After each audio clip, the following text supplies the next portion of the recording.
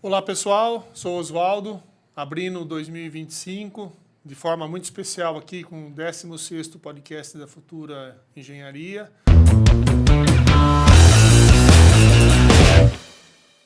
Hoje um tema super dinâmico, importante e de profundo conhecimento para todos nós, né? Eu trouxe um especialista no assunto. A agenda dele é bem complicada, então demorou um pouquinho para conseguir trazê-lo aqui, mas foi um prazer recebê-lo, Fabinho Liana. Obrigado por ter aceito o nosso convite. Pode se apresentar, a casa é sua. Obrigado, Osvaldo, pelo convite. Um prazer enorme estar aqui com você. Fazia tempo que a gente não se via. Pois é. E foi duro da gente ter essa agenda, né? Os dois com a agenda concorrida aí, os dois com a agenda bem cheia. Mas é um prazer enorme estar aqui para a gente trocar ideia. Tenho certeza aqui que vai ser um barato. Maravilha, muito obrigado. O Fabinho é um amigo de longa data, né? Conheço o Fabinho já de um tempo grande. Temos um amigo em comum muito forte, que é o Caco Braga, que esteve aqui. Falou muito de você também. Das andanças, das aventuras, foi um papo bem gostoso com ele também. O Caco, eu imagino que quando ele faz um podcast com você, se ele vai durar 1 hora, ele daria para durar 24, né? O Caco tem assunto para vida, uma semana. Tá um assunto para uma semana. É um cara muito especial. E desde o início desse projeto que se tornou uma empresa, né? E nós vamos falar um pouco de tudo isso aqui.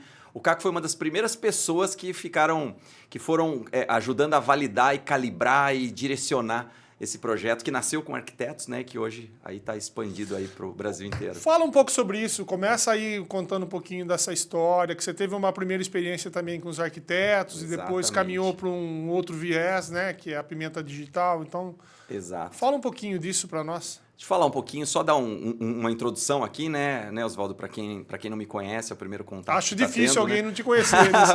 mas sempre tem, pô. Gente nova é sempre bom, né, conhecer. Eu tenho hoje hoje eu sou fundador da Código 8 Estratégia de Negócios, que é a nossa empresa mãe. E debaixo desse guarda-chuva existia o Arquiteto Mais, que foi por onde tudo isso começou, e tem a Pimenta Digital, entre algumas outras empresas aí que nós somos sócios e investidores, né? Certo. Esse projeto de ajudar empresários a crescer seus negócios, a olhar estrategicamente para os negócios, a expandir suas empresas, ele começou exatamente com escritórios de arquitetura. Então, como eu venho do mundo da construção, que foi lá que a gente se conheceu, sim, e eu tinha muita relação com arquitetos, quando eu comecei a estudar mais forte a questão de marketing digital, a questão de estratégia de negócios, a questão de alavancagem, de escala de negócios, um dos públicos que estava mais próximo de mim eram os arquitetos. Então, eu comecei a pegar alguns amigos, e dentre eles o Caco, que você citou, e fazer algumas brincadeiras ali, algumas experiências, e a coisa começou a funcionar, começou a dar certo, começou a andar, e dali nasceu o Arquiteto Mais, que é uma empresa. A gente atendeu, Osvaldo, acredite, 3.000 escritórios durante o período que o Arquiteto Mais ficou ativo. Nossa! É muito escritório. Muita gente. Escritório do Brasil inteiro, escritórios de fora do Brasil, em todos os níveis de programa, né? A gente Sim. tinha programas desde programas mais próximos, né? Que a gente ficava 1 ano juntos com os escritórios, programas mais avançados, até imersões mais curtas, imersões de 1 dia, de 2 dias, mas passaram 3.000 escritórios pelo programa e ajudou muita gente, sabe? Até hoje eu tenho clientes que se mantêm com a gente, que vêm daquela época do Arquiteto Mais, e até hoje quando eu vou para algum lugar que algum arquiteto me encontra, ele fala, cara, aquele programa mudou minha história, sabe? Deu uma guinada no meu negócio, foi um divisor de água. Isso, Fabinho? Isso foi em 2017. Acho que 2017 foram os primeiros movimentos do Arquiteto Mais, se não me falha a memória. 7 anos e alguma coisa já. Daí fiquei basicamente 4 anos, o Arquiteto Mais ficou ativo. Depois chegou num ponto que a Pimenta Digital acabou engolindo e a gente acabou trazendo o Arquiteto Mais para dentro da Pimenta. Sim. Então a gente continuou, todas as turmas que a gente faz hoje, todos os programas de mentoria, de estratégia que a gente faz, sempre tem arquiteto, porque ainda é o reflexo dessa época, né? Então a Pimenta Digital acabou incorporando o Arquiteto Mais. Porque ela abriu um pouquinho mais os horizontes, né? Começou a abranger outros públicos também. E agora você é um dos precursores nessa área aqui na cidade, pelo menos, eu creio que sim. Na cidade acredito que sim, porque o marketing digital especificamente do jeito que a gente faz, do jeito que a gente visualiza. Hoje a gente não fala só de digital, né? A gente também fala do offline, tem muita coisa legal que dá para fazer, mas sempre com uma visão de inovação estratégica, sabe, Oswaldo? A gente olha o ponto de... O meu negócio, na verdade, o que eu falo quando eu me apresento, né? O que você faz da vida, Fábio? Eu ajudo o empresário a sair do ponto A, que é onde ele está, e chegar no ponto B, que é onde estão seus sonhos, suas metas, seus objetivos. Então eu falo que nós somos uma ponte. E essa ponte a gente ajuda os empresários a atravessar através de uma visão diferente do negócio, uma visão de uma gestão estratégica diferente, ajudando também o empresário ou o empreendedor a estar no lugar certo do seu negócio, porque muitas das vezes estão dentro da operação do negócio e aí inibe o negócio de crescer. Então a gente traz essa nova visão. Dentro dessa ponte existe o marketing digital, dentro dessa ponte existem outras estratégias, outras ferramentas que a gente usa também. Então, no geral, nessa trajetória toda desse período, né, de 7 anos, foram 13.500 negócios que passaram pela nossa empresa. Caramba. Então foram 3.000 escritórios de arquitetura, na época do Arquiteto Mais exclusivamente, e no total foram 13.500 negócios. E vocês lá têm uma agenda muito intensa, né, de mentorias, né? Acredito que sim, porque a sua secretária... Olha, ele está na mentoria, amanhã ele tem mais uma. Está em Goiás, está no Rio, está em São Paulo. Onde está esse cara aí que eu preciso falar com ele, né? Que bom isso, né? A gente... na verdade, o que é? O segredo do nosso negócio, na verdade, é o método que a gente criou, né? A gente criou um método e ele é entregue de diversas formas. Então, o meu método eu entrego em mentoria, o meu método eu entrego em imersão. Então, são várias formas da gente poder levar esse método, que é um método ligado a crescimento de negócios, para dentro das empresas. Seja uma empresa pequena ou uma empresa maior. Interessa a todo mundo, né? Normalmente as pessoas... É fascinante, porque o que a gente faz? Qual é a nossa matéria-prima? Nossa matéria-prima é estudar e testar. Então a gente cria muita coisa, estuda muita coisa e testa muita coisa com os nossos clientes. A partir do momento que valida, a gente joga para dentro do método. E a partir do momento que jogamos para dentro do método, daí centenas de empresas querem implementar aquilo porque funciona. Funciona, Você tem resultados, deve ter resultados excelentes aí ao longo dessa trajetória. Muito. Né? Então, basicamente, assim, apresentando, basicamente é isso que eu faço da vida. Maravilha. Eu, por não ser minha especialidade, eu fiz umas colinhas aqui. Claro. Porque os arquitetos sentam aqui, para mim, é meu métier. Então, dia a dia seu é isso. A coisa vai fluindo mais facilmente. Primeiro, eu queria dizer para você que o Playcast da Futura, a 16ª gravação que nós estamos fazendo, foi uma ideia minha e do meu filho, Rafael, que é meu sócio, trabalha comigo. A gente atua no mercado médio e alto padrão, residências, indústrias, reformas, edifícios residenciais, comerciais. E a gente sempre, principalmente ele, meu filho, sempre tem tentado impulsionar ações estratégicas diferentes para poder gerar conteúdo para esse público nosso que é tão grande, né? Fantástico. Então, assim, óbvio que foi um sonho trazer você aqui para falar de negócio que interessa a todo mundo. Pretendo trazer outras especialidades também. Então, só para apresentar um pouquinho desse trabalho que a gente tem feito aí. Já tem 1 ano e meio que a gente está fazendo esses playcasts que estão impulsionando o nosso mercado. É muito legal. Eu fiquei fascinado quando você enviou a mensagem para a gente, porque eu adoro as pessoas que saem da caixa, né? E que metem uma bica na caixa, na verdade. Não é nem trabalhar fora da caixa, né? É meter uma bica na caixa de falar assim, cara, eu não vou fazer o que está todo mundo fazendo, eu vou fazer um jeito diferente de gerar movimento. Então, o que você faz aqui para mim gera um movimento. Você traz parceiros, você traz players, você traz gente interessante, que hoje o mundo do marketing mudou, né? Antigamente, se a gente pegasse lá atrás, quando a gente se conheceu, o marketing ele era meio que uma ferramenta de comunicação para enfiar produto nas pessoas, né? Então, era um marketing meio da força, né? E quem tinha grana imperava. E quem não tinha grana ficava no boca a boca e na indicação. Mas o modelo era muito simplista, né? Simplista demais. Hoje não. Hoje a gente está dentro do marketing da conquista. O marketing da conquista envolve descoberta, envolve confiança, envolve conexão. Então, o que você faz aqui hoje, entregando conteúdo, ideias, conexão com as pessoas, é muito atual. E para um negócio no seu ramo de atividade, é inovador. Muito bom. É esse o nosso objetivo.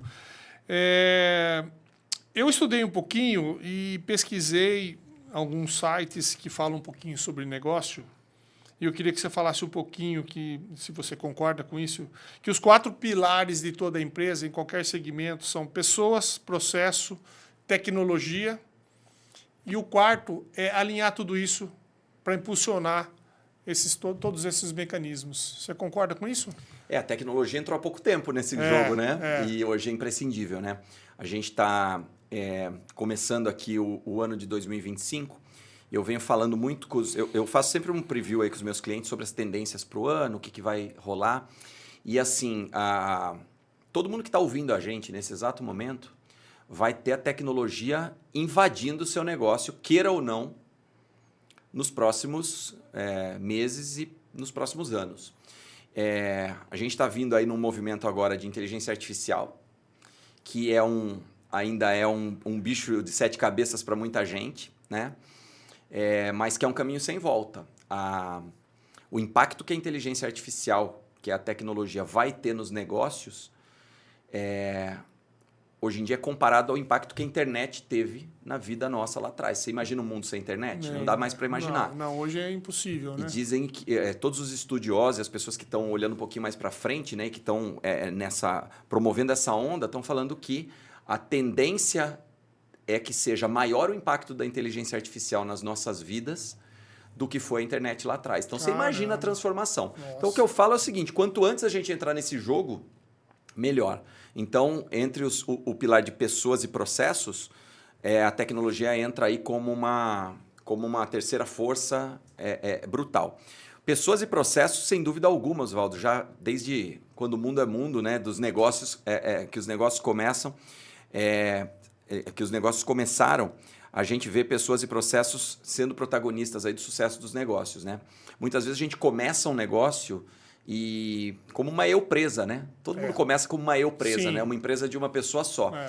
E ela pode funcionar, e está tudo bem com isso, desde que você não queira crescer. A partir do momento que você quer crescer, que você quer avançar, que você quer impactar mais gente, que você quer que seu serviço chegue mais longe, que seu produto chegue mais longe, você precisa de gente.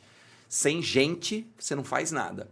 Você vai ser um eterno nanico. Eu falo, pode ser uma empresa que opera bem, mas eternamente pequena. E quando você coloca gente no jogo, o negócio se complica, por um lado, porque mexer com gente é fácil. Você tem que organizar tudo isso, né? Você tem que organizar tudo isso. E aí vem o maior desafio, né? Porque as pessoas, às vezes, você é um bom dentista, você é um bom arquiteto, você é um bom fabricante de tal coisa, mas não necessariamente você é um bom líder. Então, surge para o empresário que deseja crescer a missão, o novo emprego dele, que é liderar gente e fazer essas pessoas irem para o mesmo lado, remarem para o mesmo lado, estarem comprometidas e gerar uma cultura de crescimento nos negócios, que é um grande desafio, né? Então, pessoas são, assim, a chave para o crescimento e junto com elas processos. Por quê? Eu sempre falo para os meus clientes sobre isso, né? Quando você tem bons processos, você não precisa de pessoas, somente de pessoas geniais no seu negócio. Por exemplo, eu cito o McDonald's. Todos os chapeiros do McDonald's são gênios? Imagino que não. Mas todos fazem o lanche idêntico. Sim. Então, se você comer na China, se você comer no Paraguai, se você comer em São Paulo, se você comer em Piracicaba, onde você comer o lanche, parece que é o mesmo lanche. Sim. Então, são geniais? Não, o processo é genial. Até por isso que, por um outro lado, eles têm o direito de contratar e pagar barato, né? O McDonald's é famoso por pagar muito pouco. Porque o processo é eficiente. Porque o processo é eficiente. Então, o McDonald's normalmente ele é um emprego de trampolim, né, para as pessoas. Então, a pessoa entra e ela obedece um processo. E aí o processo é genial, o processo é muito eficaz. Com isso, o negócio se torna escalável do jeito que é. Então, pessoas e processos são realmente a chave o segredo do negócio até hoje, e agora entra a tecnologia como a terceira força. Que bom, que aula. Bom, tem algumas frases aqui que eu anotei, que me chamaram a atenção, e queria que você comentasse um pouquinho sobre a sua concordância ou não disso. Inovação não é criar algo novo. É sim resolver problemas de uma forma mais eficiente e que gere valor para o seu cliente. Concordo plenamente. É isso. Porque as pessoas pensam que eu tenho que inventar a roda. E não. Mas sabe qual que é o ponto de tudo isso? Tem um passo atrás disso que eu acho bacana demais, sabe? Que as pessoas pensam um pouco.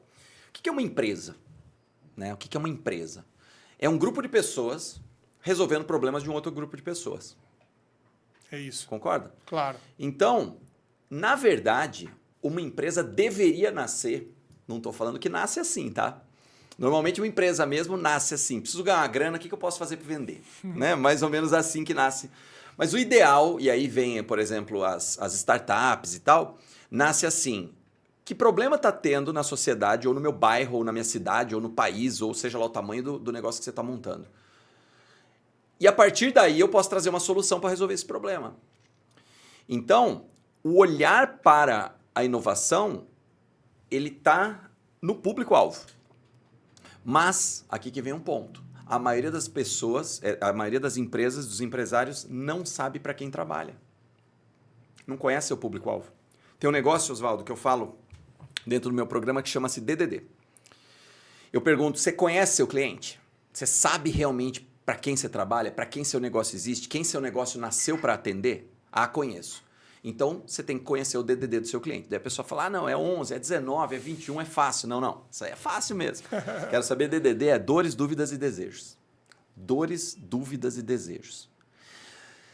Você não tem que ser especialista, vou falar de você agora, tá? Para pegar como exemplo aqui. Tá. Você não tem que ser especialista em fazer casa. Você tem que ser especialista em quem vai morar na casa que você vai fazer. Porque a partir do momento que você é especialista no público-alvo para o qual a Futura existe, a Futura não cai na obsolescência. Ela não fica obsoleta. Por quê? Porque você está sempre na vanguarda. Por quê? Porque você não está olhando para o seu produto, você está olhando para o seu cliente. Eu uso uma expressão que eu falo assim, Oswaldo. Desapaixone-se pelo seu produto e apaixone-se pelo seu cliente. Porque tem gente que é tão apaixonada pelo produto que, quando percebe, está com uma loja de CD no mundo do Spotify. Está com uma locadora de vídeo no mundo da Netflix. Está com uma fábrica de carburador no mundo da injeção eletrônica. E o mundo mudou, obviamente. E o mundo muda. Então, quando você está com o foco no seu cliente, você tem uma brutal chance de inovar. Por quê? Porque você percebe os novos movimentos do seu cliente. Os negócios mudaram depois da pandemia ou não? Claro que sim. Quem está pensando ainda no formato pandemia, provavelmente ou está em dificuldade ou morreu. Então, as coisas todas tiveram que se adaptar. Quando eu vi meu pai comprando supermercado pela internet e não parou mais depois que a pandemia acabou, é um novo hábito dele. Agora ele compra lá no Mercado Livre produto, macarrão no Mercado Livre. No supermercado do Mercado Livre. Ele não fazia isso até então. Só que isso tirou um pouquinho de venda do supermercadinho do bairro dele. E o mais genial de tudo isso é que o Mercado Livre não tem loja, né? Exato. Não é? Então, Exato. Esse é o mais genial de tudo isso, né? Exato. Então, o ponto é assim, o ponto da inovação, ela tá ligado por esse olhar. Necessidade, isso geração é uma de cultura, necessidade. cara. É uma cultura do negócio, tá olhando para o cliente e não tá olhando para o produto apenas. Tá olhando para ver para onde Bem meu cliente legal está indo, o que meu cliente está pensando, qual é o próximo movimento dele. E eu fazer esse movimento. É uma mudança de foco total, né? Exato. Você sai de enxergar o produto e começa a enxergar a necessidade que o seu cliente tem. Exato. E, só para fechar um exemplo bem claro assim para quem está nos ouvindo, que é muito legal, que eu falo que é o seguinte. A maioria das empresas hoje em dia, por mais absurdo que pareça, porque contando aqui no podcast, parece uma coisa meio, puta, mas isso daí não é possível que alguém faça. Não, 99% faz isso. Eu tenho uma fábrica de camisa, eu e você. Eu sento contigo aqui, somos 2 sócios, como que o empresário normal faz? Eu olho para você e falo, puta, vamos fabricar camisa, vamos. O que você acha de roxa? Vamos fabricar roxa? Vamos fabricar roxa. A gente fabrica a camisa roxa e sai no mercado tentando achar quem compra roxo.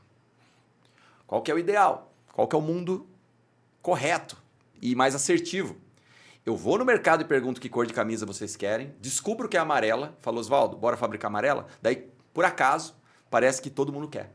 Não é que parece que todo mundo quer. Eu fui perguntar o que as pessoas querem. É a lógica do negócio. Seria a lógica, mas ela é pouco utilizada, por mais absurdo que pareça. Mas é um exemplo excelente. É exatamente isso mesmo. Muito bom, seu Fábio. Tem mais uma pergunta bem bacana aqui que eu queria fazer para você.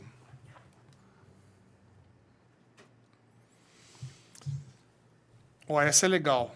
Maturidade não vem com a idade, mas sim com o número de batalhas vencidas. Porque, assim, isso é um desafio diário nosso, né?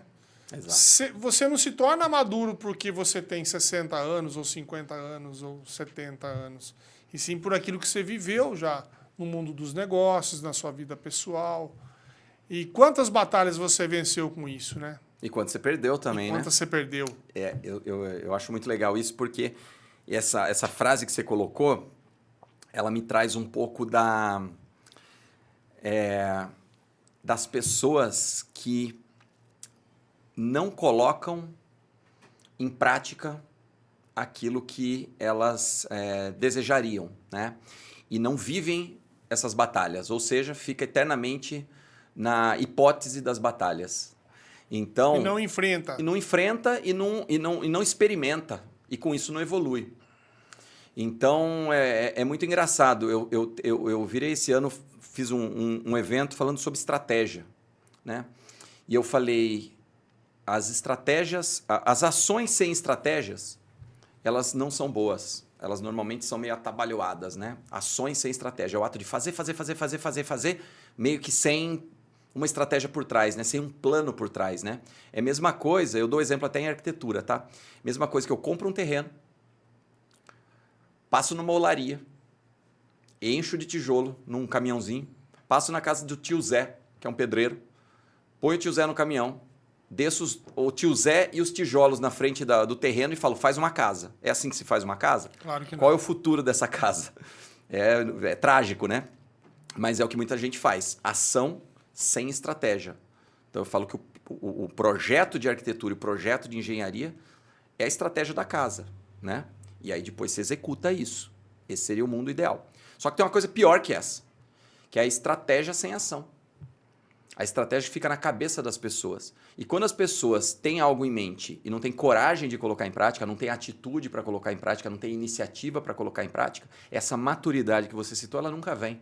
Porque se eu não me experimento, se eu não me jogo, se eu não me coloco à prova, eu nunca vou crescer, porque eu não sei o que seria aquela ação que eu não fiz. Exatamente. E ela morre dentro de mim, morre na cabeça. O que tem de empresário com ideias milionárias engavetadas é uma enormidade. Por falta de coragem, às vezes, Eu acho que enfrentar aquilo, de muitas vezes é o medo da frustração. As pessoas, elas não entendem que uma derrota, ou um erro, ou uma queda, ela faz parte do sucesso. As pessoas têm o fracasso como o oposto do sucesso. E na nossa visão, na minha visão, o fracasso está contido no sucesso. Então, dentro do sucesso, você tem etapas de fracasso. É um produto que não dá certo, é um cliente que, infelizmente, não funcionou, não deu certo o casamento, é uma empresa que você coloca no ar e ela não funciona. Existem várias quedas no meio do caminho para você atingir aquilo que você deseja e chegar no sucesso que você almeja. Uhum. E dentro dessas quedas, o grande lance é você ter uma coisa que uma amiga minha falou num evento que eu fiz, que eu nunca tinha ouvido com essas palavras, mas ela chamou de agilidade emocional. Que um dos segredos do sucesso das pessoas que ela conhece é a Patrícia Meirelles, que falou isso. Ela falou, que tem até num livro dela, ela chama de agilidade emocional. É a velocidade que você se levanta de uma queda. Queda todo mundo vai ter, Oswaldo. Eu vou ter, você vai ter, quedas pequenas, quedas maiores. O lance é, quanto tempo você fica nessa queda?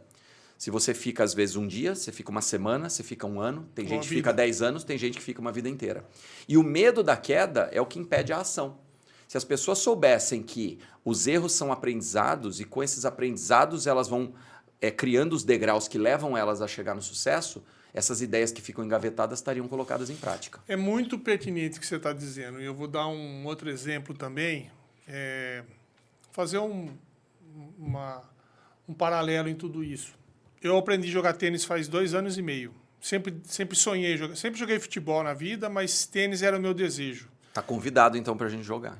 Eu fiquei sabendo que você é fera, então eu vou ter que treinar um pouquinho mais. E eu estou lendo o livro do Roger Federer e numa passagem ele fala que ele perdeu muito mais do que ele ganhou, porque o tênis é um esporte que aprende muito, te ensina muito, porque você erra muito mais do que você acerta. E você lida isso com a sua cabeça e você tem que tomar a decisão em fração de segundos para poder virar aquilo. Então é bem isso que você está dizendo. As pessoas têm que ter esse discernimento de enfrentar a dificuldade e vencer. Exato. Não é? É muito legal isso, e o tênis é fascinante. Você sabe que eu Fascinante. sou apaixonado, né? Tem duas coisas no tênis para mim que são mágicas, né? Primeiro que o brasileiro precisa aprender a torcer para tênis. O brasileiro não sabe torcer para tênis. O pessoal olha a Bia Haddad e fala assim, nossa, mas ela perdeu de novo. Eu falo, galera, é o seguinte, a Bia Haddad vai jogar em 52 semanas, provavelmente 52 torneios. Ela vai ganhar 1 ou 2. Se ganhar. O restante... Todos os torneios ela cai no meio. Então tem derrota semanal. É isso. O ponto é ir o mais longe possível para você ir. E mesmo sem ganhar torneio, ela está entre as 20 do mundo, pelo menos, né? Então o tênis tem essa coisa, né? Que ensina essa resiliência. Porque você imagina um tenista de alta performance, se ele cai depois de uma derrota, Pois é. ele não dura 15 dias no circuito, né? Então, esse é um ponto. E o segundo negócio do tênis que eu acho fascinante é o seguinte. E a gente aprende a controlar um pouquinho nossas emoções, Sim. principalmente, tá? Se você tá jogando futebol e você chuta uma bola e ela vai para fora do gol, o que acontece com o placar? Nada. E se você jogar a bola de tênis para fora da quadra? Pois é, perdeu o ponto. Ponto do adversário. Então é um jogo é um jogo puramente emocional. Exatamente. Uma das coisas que o tênis mais ensina é controle emocional. E isso tem uma analogia óbvia com a vida, com os negócios. Com os negócios. Tudo, né? Por isso que você foi ler o Federer, pois né? é. Para entender como que um cara que é um dos maiores da história do Perdeu esporte, mais do que ganhou. Perdeu mais do que ganhou e como é que é a cabeça dele em relação a isso, né? Porque isso é extremamente aplicável no mundo dos negócios. Sem dúvida. Agora uma pergunta. Fale para mim um pouquinho da importância de um bom branding. Como posicionar a sua marca do jeito certo? Primeiro de tudo, antes da gente falar sobre o jeito certo, eu acho importante a gente falar sobre o local certo. Que é o quê? Eu falo que hoje em dia as empresas, para ter sucesso, Oswaldo, ela tem que estar com a marca dela no lugar certo, no momento certo, para as pessoas certas, em grande escala. Isso não é uma dificuldade muito grande de acontecer? Porque primeiro você tem que identificar seu público, isso, né? E para isso que existe a estratégia, né? Mas isso não é complicado a partir do momento que as pessoas param para pensar nisso. Porque pensa comigo, eu estava esses dias com um cliente nosso que vende vinho. E vinhos caros, vinhos não são vinhos aqueles baratinhos do supermercado, são vinhos um pouco mais elaborados. Uhum. E aí, ele não estava tendo resultado. Quando ele chegou para nós, ele não estava tendo resultado, ele entrou num programa de mentoria comigo, e aí eu fui ter um papo com ele, e quando as pessoas entram nesse programa, eu dou uma analisada externa, sem perguntar para a pessoa, na estratégia que ela está utilizando. E aí eu comecei a fuçar um pouquinho. De repente, eu comecei a acompanhar, comecei a seguir, comecei a curtir, comecei a engajar para ver o que começaria a vir para mim de... como que seria o posicionamento da marca dele em relação a mim, que estava engajado ali com os posts dele no Instagram, passei pelo site dele, queria ver o que ia acontecer. E, de repente, num certo dia, aparece para mim um patrocinado, que é um impulsionamento, né, que a pessoa faz na rede social, no Instagram, no caso, 8 horas da manhã, numa, sei lá que dia que era, mas tipo uma terça-feira, não era um sábado, nem domingo, uma terça-feira, impulsionando o vinho. E aí eu comecei a identificar qual era o problema dessa marca e porque ela não estava tendo resultado, mesmo gastando bastante que eles estavam gastando com as pessoas que estavam fazendo o trabalho para eles. Então eu ajudei primeiro nesse diagnóstico para depois apontar o caminho. Então vamos lá. Você acha que numa terça-feira de manhã, provavelmente, o que você está fazendo numa terça de manhã? Ou você está tomando café ou está saindo para o trabalho. Trabalho, umas 9h30 da manhã. Você já está trabalhando. Tá. Você toma vinho? Toma vinho. Toma vinho. Eu também tomo vinho. Eu gosto de vinho. Mas esse seria o melhor momento, 9h30 da manhã, que você é dentro de uma obra, que às vezes deu um pau lá na obra, que obra 2 mais 2 não dá 4 muitas vezes, né? Acontece. Bem difícil. Às vezes tá lá num perrengue, numa obra. A coisa que você mais gostaria de ver 9h46 da manhã, numa quarta-feira, é uma campanha de vinho e você estava doido para clicar, apreciar melhor aquele vinho e comprar. Nunca, né? Então, é um erro crasso esse de posicionar na hora errada, não digo lugar errado, porque dependendo o lugar estaria certo, mas uma hora totalmente inadequada. É a mesma coisa que a gente vê uma campanha de pizza às 7 da manhã. Aquele queijo puxando e falando, e aí, vamos pedir uma pizza hoje? Coisa que você menos quer ver, 7h30 da manhã, uma pizza puxando. Principalmente se você comeu um monte no dia anterior, né? Que horas eu faço campanha da pizza? Eu faço campanha da pizza na hora da fome. Que horas eu faço campanha do vinho? Na hora da descontração. Que horas eu faço a campanha de arquitetura? Tudo tem um momento adequado. Senão você acaba atropelando as coisas. Então, isso que eu falei de hora certa, no lugar certo, para as pessoas certas, em grande escala, ele deveria ser um mantra para as pessoas que querem fazer branding, que querem fazer marca, tornar suas marcas conhecidas. Porque hoje, assim, nós estamos dentro de um momento que ele é o mais difícil para empreender e é o mais fácil para empreender. Fábio, como assim? É difícil ou é fácil? Fábio, como assim? Como assim? Essa é a pergunta. Como assim? Vamos pegar nós que vivemos, acho que nós não, né? Nossos pais, né? Nós já nascemos na era da internet, eu e você, né? Nossos pais. Mas vamos pegar nós lá atrás, quando a gente não tinha redes sociais para negócios, não tinha esse mundo da internet facilitando a nossa vida. Como é que você fazia para ficar famoso? Era muito difícil. Muito difícil. Como é que você fazia para construir autoridade? Era muito difícil. Então, ou você tinha que ter muita grana para fazer uma TV, uma rede, uma rádio nacional, uma rádio estadual. Propaganda no jornal, que antigamente era caríssimo, lembra? Caríssimo. Um quarto de página era um rim. Você tem 2 rins, dá um rim pro jornal e faz um quarto de página. Daí não vendeu bem aquele dia jornal, ferrou. Já você tá só com um rim, agora não dá para fazer mais nada, né? É tipo isso. Então era uma mídia muito cara e era extremamente difícil pequenas e médias empresas entrarem. Então, era boca a boca mesmo. Né? Esse era o mundo lá de trás. A internet vem e democratiza isso. Ela vira e ela fala, olha, os grandes players perdem esse controle total, as grandes mídias perdem o controle, democratiza-se a comunicação e qualquer pessoa, uma eu presa no fundinho de quintal, que vende semijoias na garagem da sua casa, pode estar vendendo hoje para o Brasil inteiro. Então, a partir do momento da democratização da comunicação, ficou muito fácil a gente chegar onde a gente quer. Se eu quiser hoje, a gente pega esse copo, essa xícara, e a gente manda uma campanha disso daqui para o Acre, para algum lugar do Acre, buscando vender até o final do dia. Eu tenho certeza que a gente vai ter vendido algumas. Isso aí no passado era impossível. Então, facilitou demais. Beleza? Essa é a parte do fácil. Qual que é a parte do difícil? O cara do Acre pode estar mandando para Piracicaba hoje a campanha dele. Então, o mundo de hoje ou você invade ou você vai ser invadido. Arquitetos, no Arquiteto Mais, qual era um dos principais movimentos que eu fazia? Tirar da cabeça do arquiteto que ele tinha que trabalhar na cidade dele só. Por que um arquiteto de Limeira tem que trabalhar só em Limeira? Por que ele não pode trabalhar em Rio Claro, Americana, Araras? Por que um arquiteto de... E a gente conseguiu fazer movimentos incríveis. Tem um arquiteto, um dos primeiros clientes nossos que mais voou, mais rápido, mais alto, que é de Maringá. Ele quebrou esse paradigma na cabeça dele e começou a fazer obra no Brasil inteiro.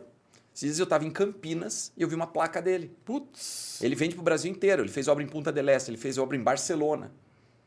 Ele fez obra... O Brasil inteiro praticamente tem obra dele hoje. Por quê? Só por uma quebra de paradigma de... Ele pode criar um processo onde ele possa fazer obra no Brasil inteiro. Era o objetivo dele. Eu sei que tinham arquitetos que só queriam trabalhar local mesmo por lifestyle. Eu quero trabalhar local porque eu não quero ter esse tipo de trabalho. Beleza. Mas esse arquiteto, por exemplo, ele fazia campanha, por exemplo, ele tem obra em Campinas porque ele fazia campanha em Campinas. Para os bairros nobres de Campinas, metia uma campanha dele lá. Um arquiteto de Campinas que não está se movimentando nesse mundo de expandir a marca dele, não conquistava novos territórios e era invadido por pessoas do outro, você entendeu? Foi engolido. Foi engolido. Então, hoje a gente vive isso. É muito fácil você chegar onde você quer, mas se você não se movimentar, ele se torna muito difícil, porque além da concorrência local, hoje, você sabe disso, hoje você tem lojas chinesas chegando no seu celular querendo te vender as coisas. Sim. Você entendeu? E você não pode falar nada aqui, que daqui a pouco tem um turbilhão de empresas. Falar BMW, daqui a pouco vai ter a BMW chegando patrocinado para você. Então, esse é o novo mundo e a gente precisa saber jogar esse jogo. Então, não dá mais, em 2025, não cabe mais a gente ficar no boca a boca, ficar na indicação. Até porque a indicação vai perdendo peso. Como assim, Fábio? Indicação nunca vai perder peso. Tá, vamos lá. Indicação. E a maioria das pessoas que está nos assistindo agora, eu tenho certeza que vivem da indicação com seus negócios, correto? Sim. É no boca a boca. E até, às vezes, quando eu falo disso, vem uns haterzinhos, sabe? Você é contra a indicação? Eu falo, não sou contra a indicação, ouça inteiro. Mas tem outras ferramentas. Eu sou contra a dependência da indicação. Aham. Um negócio que depende da indicação, como é que você duplica? Pois Você é. vira e fala, Fábio, vivo da indicação, quero dobrar meu faturamento ano que vem. Você vai pegar quem? Quem te indicou esse ano e falou, ó, sua meta para esse ano é 2, hein? Você não vai virar, não tem jeito. Então, a dependência da indicação ela é nociva. Ela não é saudável para a empresa. A indicação é maravilhosa, porque ela mostra seu bom trabalho. Mas não dá para eu viver disso. Não dá para eu depender disso para crescer. Mas por que a indicação pode perder peso nas decisões? Porque antigamente você precisava de um oftalmologista. No mundo sem internet. O que você fazia? Ia na lista telefônica, Ou perguntava para o seu pai. perguntava pro meu Ô pai, você que usa óculos? Ô tia? Ou sua esposa? Você via na sua rede de relacionamento. Sim. Só que hoje em dia, você pega, por exemplo, quando eu nós fomos ter a Valentina, né, minha primeira filha, a minha mulher estava seguindo tanta gente da área médica, e parteira, e médico, e obstetra. Cara, ela queria ter a Valentina com um obstetra lá da PQP. E por quê? Porque ela estava acompanhando esses caras, ela estava acompanhando aquela novelinha da vida daquele obstetra. E ela gostava do estilo dele, ela gostava do jeito que ele conduzia, ela gostava do tipo de parto que ele fazia. Isso aí no passado não existia. Então, por mais que a gente viesse uma pessoa nela e falasse, não, ó, vou indicar o obstetra que fez o parto da sua irmã. Não, eu estou acompanhando um que eu gosto mais do que esse que eu não sei nem quem é. Então, com a rede social, a gente pode se conectar a pessoas e essa conexão com as pessoas, que é uma das coisas que você faz aqui dentro desse podcast, ela supera muitas vezes a própria indicação que viria de um parente. É, verdade. Então, é o mundo novamente mudando e a forma de conquistar clientes novamente mudando. É isso aí. O fortalecimento do branding está muito ligado a tudo isso, né? Todo esse movimento novo, né? Porque você fortalece a marca com diversas ações, né? Exato. E o ponto principal é, primeiro, né, eu tenho que deixar meu negócio famoso. Segundo, eu tenho que mostrar autoridade naquilo que eu faço. Tenho que mostrar que eu sou bom, que eu tenho resultado, que as pessoas gostam do meu produto. Sentem confiança. Para a pessoa confiar. Porque no mundo onde as informações elas estão disponíveis desse jeito, como eu vou saber que você é a melhor empresa para fazer sua casa. minha casa? Você pode estar falando, mas de repente você pode ter depoimento, você pode ter várias coisas que ajudam na convicção que eu vou criando em relação a você ser a melhor opção. Sim. Você entendeu? Então, eu preciso tornar meu negócio famoso, ou seja, fazer a minha marca se alastrar pelo mercado, chegando nas pessoas certas. Eu preciso formar autoridade sobre essas pessoas. E ponto principal, ponto-chave. As empresas, muitas vezes, Oswaldo, e os profissionais, eles se apresentam, fazem a marca ser conhecida, mas eles não conseguem mostrar na comunicação os diferenciais da marca. Por que você e não qualquer outra pessoa do mercado? Por que esse arquiteto e não qualquer outro arquiteto do mercado? Por que essa loja de roupa e não qualquer outra loja de roupa do mercado? Então, na minha visão, a questão de marca ela está muito ligada a gente mostrar... Eu tenho uma expressão que eu uso no meu método que se chama marketing de consciência. O marketing de consciência vai além da gente fazer o branding só, sabe? Além da gente só fazer a marca se tornar conhecida. Ele aprofunda isso no sentido de despertar a consciência das pessoas de, primeiro, que elas precisam de mim, ou por que elas precisam de mim. Segundo, por que eu e não qualquer outra pessoa do mercado. Eu falo que o marketing de consciência ele é muito usado para produtos complexos. O que são produtos complexos?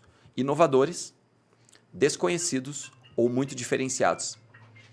Então, quando você tem um produto complexo e o seu produto é extremamente complexo, fazer casa é extremamente complexo. Além disso, você é o primeiro preço do mercado? Mais barato que existe? Possivelmente não. Possivelmente não. Então, se você não é o mais barato, você é um pouco mais caro do que alguém. E está tudo certo com isso. Porém, você tem que ter alguma vantagem sobre esse alguém. E provavelmente você tem. Uhum. O ponto é que isso às vezes não é mostrado. E as pessoas não percebem. Um dia um arquiteto estava num evento meu, era um evento presencial, tinham 300 arquitetos nesse evento. E ele levantou e falou, eu perdi um negócio esses dias onde meu orçamento, minha proposta era R$ 12.000. E o meu cliente fechou por 6. O que você faria no meu lugar? Eu falei, ele estava com o microfone, ele estava em pé, né? Eu falei assim, por que eu deveria pagar 12 de você e não pagar 6 do cara? E pairou-se o silêncio. Aí começou aquele eu falei, cara, seguinte, ó, olha como é louco o negócio. Se nem você me deu rapidamente, da ponta da língua, os argumentos do porquê você por 12 e não seu concorrente por 6, como é que o cliente vai tomar essa decisão? Pois é. Não tem jeito. Então, o ponto-chave é que muitas vezes as pessoas... E óbvio que depois, elaborando um pouquinho nessa brincadeira, a gente chegou à conclusão com ele. Eu continuei, né, provocando e a gente chegou na conclusão. O cara era extremamente diferenciado, ele tinha um processo super legal. Só que as pessoas acham que o cliente já sabe tudo aquilo. E não sabe. Então, o lance é, eu tenho que transformar meu negócio, deixar ele famoso, mostrar minha autoridade e mostrar meus diferenciais. Mostrar qual é o jeito de ser da minha empresa, qual é o jeito de ser do meu negócio. E aí vai ter gente que vai gostar de mim, vai ter gente que não vai gostar e tá tudo certo. Ok. Nós não nascemos para atender todo mundo. Sim, é claro. Nós não nascemos para atender todo mundo. A gente tem que saber para quem a gente trabalha. Tem uma frase que eu não sei de quem é, tá? Mas não é minha não. Que fala, eu não sei o segredo do sucesso, mas o do fracasso é querer agradar todo mundo. Então, a gente tem que tirar esse fardo das nossas costas de que a gente tem que ser bom para todo mundo. Não, a gente tem que ser bom para aquele público que a gente resolveu por atender. E para aquelas pessoas, a gente tem que mostrar os nossos diferenciais, fazer nossa marca ser conhecida por elas e atrair elas para dentro do nosso negócio. Excelente, excelente, excelente. Agora eu vou fazer algumas perguntas para você. Você vai me dar respostas rápidas, ok? Sim. O olho do dono engorda o gado? Muito. Não dá para... Se você não está no negócio, você tem que ter alguém que tem olhar de dono por você. O cliente sempre tem razão? Não. O cliente tem razão quando ele tem razão. E aí você descobre que ele tem razão. Não Se porque, você... não porque ele tem razão. Porque hoje tem de tudo, né? Tem gente de má fé, tem gente que... Tem de tudo no mercado. Então, eu falo muito isso para os meus clientes e falo muito isso para a minha equipe. O cliente tem razão quando ele tem razão. E a gente tem que identificar essa razão. Mas não dá para a gente simplesmente fechar os olhos e rotular que o cliente sempre tem razão. A gente tem o perigoso, é um caminho perigoso em direção ao declínio da empresa. O líder tem que ser o mais inteligente da mesa? Não, se possível, menos. Aí ele vai ser o mais. Ele tem que ser bom em trazer gente mais inteligente que ele. E não tem que ter medo disso. Ah, não, vou trazer gente... melhor do que eu? Eu vou trazer gente melhor que eu, daqui a pouco o cara monta um negócio. Não. Claro que sim, é claro que você tem que trazer gente melhor. Você tem que trazer melhor que você. É claro. Você tem que ser o maestro, você não tem que ser o melhor flautista. Sim. Meta individual ou meta coletiva do time? Eu gosto de mesclado, eu gosto do composto. Porque eu não acho que a meta do time é saudável para a maioria dos negócios, exceto negócios que têm uma maturidade transcendental. Arraigada já. E eu raramente encontro isso. Cara, o que fazem essa pergunta para mim, e meus clientes vêm para tomar decisão, falam, se você tiver uma equipe altamente sincronizada, que uma pessoa confia na outra ali com toda a sua energia e com resultados muito próximos, você pode pensar em coletivo. Mas se não é esse o cenário, e raramente é esse o cenário, você pode perder as pessoas boas. Porque aquela pessoa que se encosta, ela acaba desmotivando os seus melhores. Então eu gosto quando o time é recompensado pelo time, que quer dizer que a empresa está indo bem, mas eu tenho uma parte pela meritocracia. Pelo desempenho Pelo meu desempenho individual. Excelente. Mas não adianta também isolar. Ó, tá lá um vendedor bombando e 4 ruins. Daí esse bombando acha que tá tudo bem, o cara vai e fecha a empresa. Mas fechou a empresa por quê? Eu estava bem? Fala, que você não olhou os outros. Exatamente. Então, eu acho que tem que ser um composto. Muito bom. Time pequeno eficiente ou time grande com crescimento acelerado? Eu acho que dá hoje para ter um time pequeno com crescimento acelerado. Porque hoje a gente está num momento que eu falo para os meus clientes que a gente tem que ter uma empresa enxuta e potente. E a gente está num cenário fantástico de mercado que antigamente não tinha esse monte de PJ.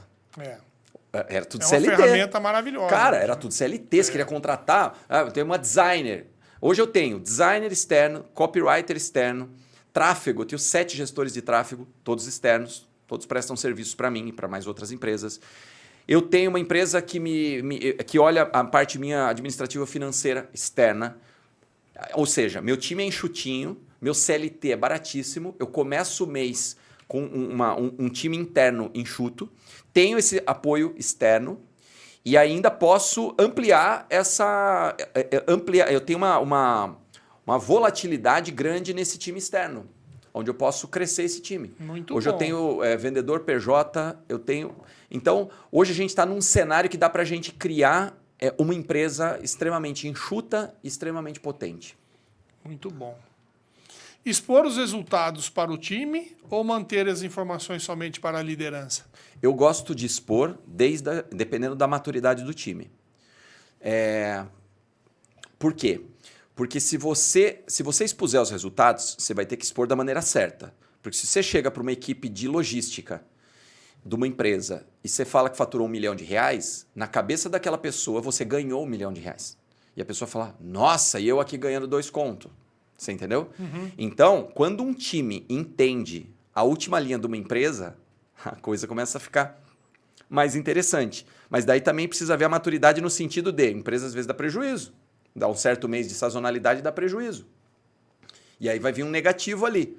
Se você não tem uma equipe madura, o cara sai pedindo emprego em outro lugar. Ou o cara sai falando. Então, depende muito da maturidade. Normalmente, nas empresas que me pedem essa tomada de decisão aí para seguir pelo melhor caminho, eu indico que fique na liderança. Porque eu percebo que existe uma imaturidade do time total. Mas a gente não deixa de apresentar os indicadores.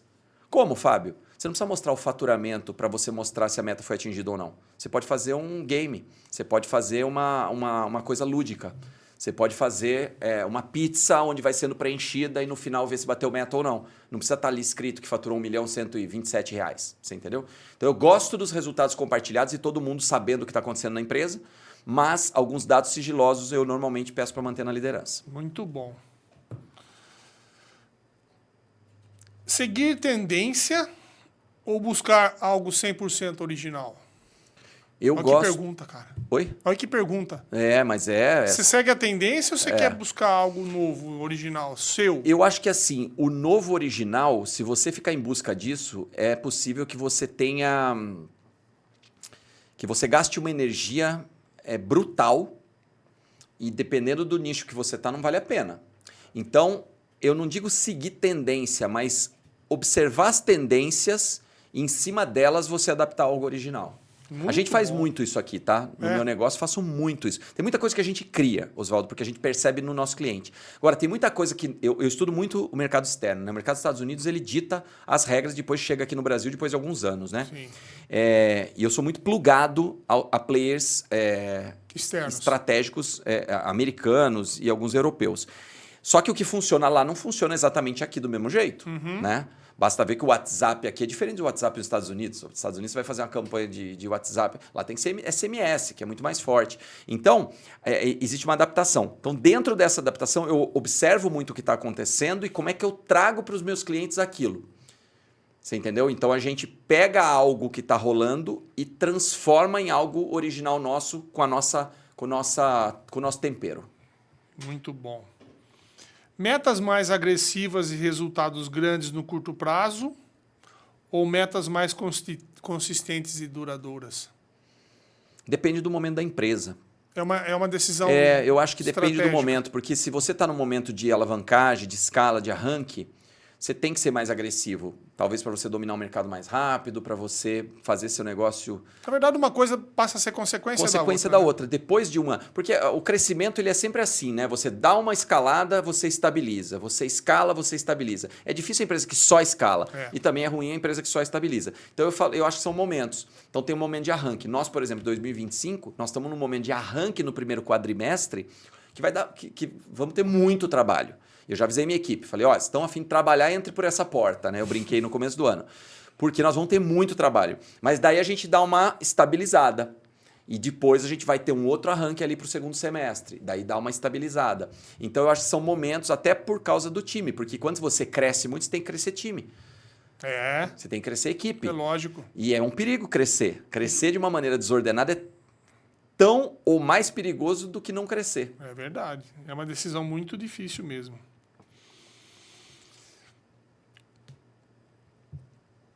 Fabinho, agora uma frase sua que eu queria que você comentasse um pouquinho. Qual a analogia subjetiva do termo frutas altas versus frutas baixas? Essa é a última. Sou meu Insta, hein? É, lógico.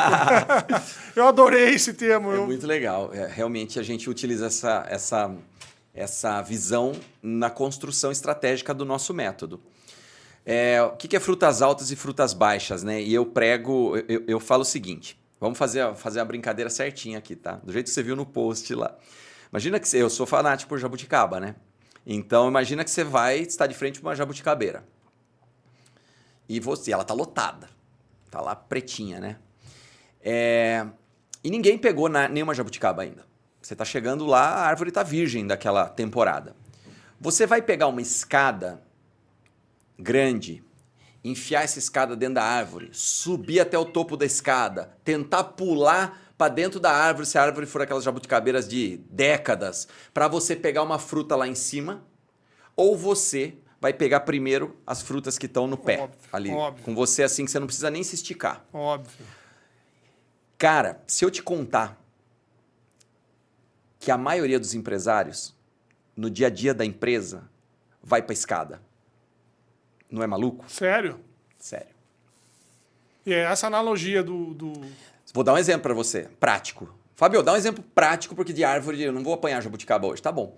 Chegou um cara de uma pizzaria de São Paulo e falou, Fábio, tô vindo te procurar, entrei na mentoria, eu quero... E ele contratou um programa personalizado que eu tenho, né? Que é one-to-one mesmo, né? Eu e ele só. Ele falou, eu vim aqui porque eu quero trazer novos clientes para minha pizzaria. Eu quero aumentar a venda da minha pizzaria e com isso quero trazer novos clientes para minha pizzaria. Eu falei, legal. E eu falei para ele, fulano, a partir do momento que você está falando para mim que você tem que trazer... Há quantos anos tem sua pizzaria? 28 anos de pizzaria, ou seja, uma pizzaria tradicional. A partir do momento que você está vindo falar para mim que você quer buscar novos clientes no mercado, eu presumo que você já está fazendo um trabalho incrível com os clientes dos 28 anos de pizzaria. Ele falou, como assim?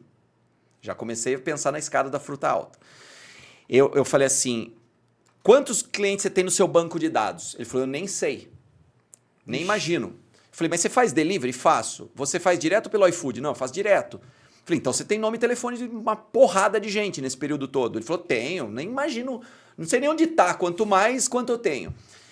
Eu falei, então você está indo pelas frutas altas primeiro. Você está chegando aqui para mim, falando para eu te ajudar a montar uma campanha de marketing, para você trazer novos clientes, sendo que você não está mandando um WhatsApp que seja para as pessoas comprarem pizza do seu hoje. Que já eu compraram. presumo que já compraram e já gostaram. E eu presumo que você deva ter aí, no fim ele tinha 32 mil cadastros no banco de dados dele. Meu Deus do céu. 32 mil. Tudo bem que muita coisa estava perdida lá. De verdade mesmo, a gente pegou para utilizar 10 mil. Só que, Oswaldo, pensa comigo. Eu tenho uma estratégia dentro da empresa que se chama marketing da conversa. É a estratégia mais eficaz para quem tem banco de dados. Eu chamo de estratégia de caixa rápido. Ela faz assim, ó, puf, venda na hora. Você imagina eu pegar 10 mil pessoas, vamos supor que você é o dono da pizzaria. Eu pego 10 mil pessoas com nomes e telefones e eu mando uma mensagem com tecnologia, só que personalizadíssima, para Maria. Maria é uma das clientes ali que está nas 10 mil. Maria, tudo bem? Aqui é o Oswaldo da pizzaria do Oswaldo. É o seguinte, faz tempo que você não vem na nossa pizzaria e hoje a gente está com 5 sabores novos que a gente está lançando. E somente para os nossos clientes, pode olhar nosso Instagram que não tem nada lá, somente para os nossos clientes hoje, se você pedir um desses lançamentos, eu vou mandar para você um presentinho doce, mandar uma doce que também é lançamento. Eu posso te enviar uma dessas pizzas? Posso te enviar aqui o link para você fazer o pedido? Qual a chance de 10 mil pessoas receberem essa mensagem hoje? Não dá nem para mandar para 10 mil, né? Porque você entupiria. Você não vai conseguir dar conta. Dá de tudo conta. isso. Pela estatística, a gente sabe que no marketing da conversa, uma mensagem que a gente manda do jeitinho que a gente instrui o cliente, ele tem de 10 a 30% de levantadas de mão, que a gente fala, né? Pessoas que se interessam. Então vamos pensar que a gente pegou dos 10 mil, a gente pegou só 1.000. 1.000 mensagens dessas foram mandadas, vamos supor, numa sexta-tarde. Vai ter entre 100 a 300 pessoas falando, me fala mais disso, quero sim. Se isso daí virar pedido, 10% do 10% virar pedido, já é uma porrada de pizza que está vendendo. Nossa Você entendeu? Senhora. Já tem pizza pra caramba vendendo. Então, isso é fruta baixa. Quem que é fruta baixa? Fruta baixa, Seu nesse cliente. caso, é um cliente que já comprou a pizza, já comeu a pizza, provavelmente gosta da pizza, mas não está pedindo mais às vezes porque esqueceu. Você não é assim? Às vezes você não lembra, fala, puta, tem esse restaurante aqui, eu não lembrava Sem dele. dúvida. Nossa, loja de roupa, faz tempo que eu não entro aqui, tô precisando dar uma renovada. Mas se a pessoa te provoca, isso que eu falo, a gente não tem que esperar o cliente voltar, a gente tem que provocar o cliente a voltar. Cliente, você não espera ele voltar, você provoca ele a voltar. No seu tipo de negócio é diferente. Sim. Você não vai fazer uma casa minha, dali 2 meses você manda, Fábio, então, tô com uma outra casa aqui para fazer. Eu falo, interno Osvaldo. Mas a maioria dos clientes dos meus clientes, ele tem produtos recorrentes que se compra Sim. com frequência no ano, né? E isso é um dos exemplos, tem um monte de exemplos, fruta baixa, fruta alta, em vários pontos do negócio, mas esse é fácil de exemplificar. Então esse cara estava buscando por a escada, e buscar uma jabuticaba lá em cima, gastar dinheiro com marketing, mas não estava nem fazendo o trabalho, a lição de casa direito. Então, a partir do momento que ele faz a lição de casa direito, e aí ele vira e fala para mim, e a gente implantou rapidamente lá, 1 mês e meio, mais ou menos, ele estava com o processo redondíssimo, trabalhando o banco de dados dele semanalmente, e vendendo um monte, virou um novo canal de vendas, ele pôs um departamento na pizzaria dele, de uma menina, só para isso, só para marketing da conversa. Ela rodava, a semana inteira, ela rodava isso. A partir do momento que nós resolvemos a fruta baixa, comemos toda a jabuticaba de baixo. Agora você está com vontade de jabuticaba, não tá? Sim. Puta, agora tá lá em cima. Agora pega a escada. Agora é a hora. Agora pega a escada, porque Você eu não já quero parar de secou. comer. Você entendeu? Essa é a analogia que eu falo. Então, é impressionante, porque as pessoas sempre vêm em busca de frutas altas, na maioria das vezes. Complicando a história, querendo gastar uma coisa que não precisa no começo. Puta, que legal. Eu sou contra meu cliente gastar no início. A gente sempre olha para o negócio e fala, o que dá aqui, do couro sai a correia, né? Aquela coisa. O que dá para a gente fazer com o que já tem? O que dá para a gente fazer com a equipe que está aqui parada? O que dá para fazer com a equipe comercial que está esperando o cliente chegar? A equipe comercial também falo disso. A equipe comercial ou está atendendo ou está prospectando. Não existe estar sentado esperando.